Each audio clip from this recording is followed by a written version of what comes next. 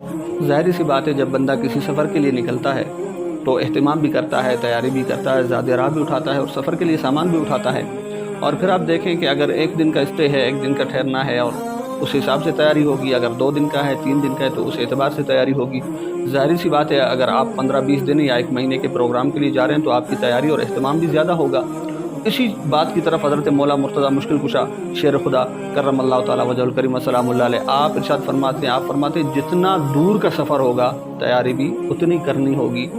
یقیناً آپ میری بھی بات کو سمجھ گئے ہوں گے اور حضرت مولا مرتضیٰ کی بات کو بھی سمجھ گئے ہوں گے۔ اگر پھر بھی نہیں سمجھے تو آئیے میں آپ کو مزید سمجھاتا ہوں کہ ایک بزرگ تھے حضرت بہلول دانا رحمۃ اللہ تعالیٰ علیہ۔ لوگ انہیں درویش، دیوانہ، مجذوب، پاگل کہا کرتے۔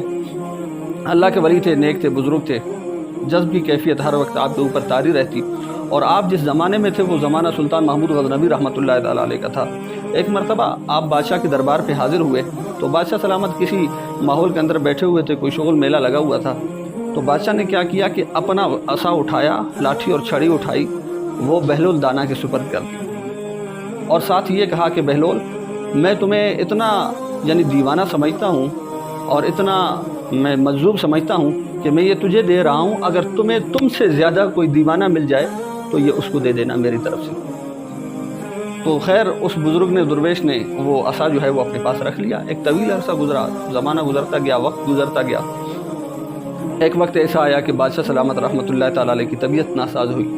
اب بادشاہ سلامت کے وصال کا وقت قریب آیا، موت کا وقت قریب آیا، تو کسی نے دوڑ کر اسے جا کے اس درویش کو بتایا، حضرت بہلول دانا کو، کہ بادشاہ سلامت کی طبیعت ناساز ہے، آپ پوچھنے کے لیے چلے جائیں۔ جب وہ وہاں پہ پہنچے تو دیکھا بادشاہ سلامت واقعی آپ کی حالت تو انتہائی ناساز ہے، اور بادشاہ سلامت رحمۃ اللہ تعالیٰ علیہ وہ اپنے بستر پر ابھی موت کا انتظار کر رہے ہیں۔ بادشاہ سے پوچھا کہ بادشاہ سلامت بتائیے کہاں کا ارادہ ہے؟ بادشاہ نے کہا کہ بہلول آگے ایک طویل سفر کا ارادہ ہے۔ تو بادشاہ سلامت رحمۃ اللہ تعالیٰ علیہ کے اس جواب پر بہلول دانا نے کہا کہ بادشاہ سلامت اگر آپ کا ارادہ طویل ہے تو کیا مطلب ہے کہ 1 مہینے کا ہے، 2 مہینے کا ہے، کب واپسی کب ہے؟ تو بادشاہ نے کہا بہلول یہ موت ہے، جب بندہ مر جاتا ہے تو وہاں سے واپس کوئی بھی نہیں آتا، یہ اتنا طویل سفر ہے کہ وہاں سے واپسی کا ارادہ کوئی امکان نہیں ہوتا۔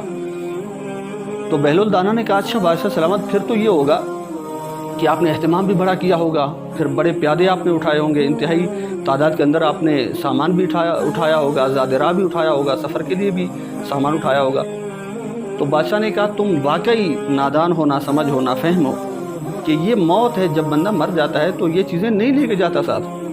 تو بہلول دانا نے وہی عصا جو بادشاہ نے دیا تھا اٹھا کے بادشاہ کے سپرد کیا۔ بادشاہ نے حیرت میں آ کر کہا کہ بہلول یہ کیا ہے؟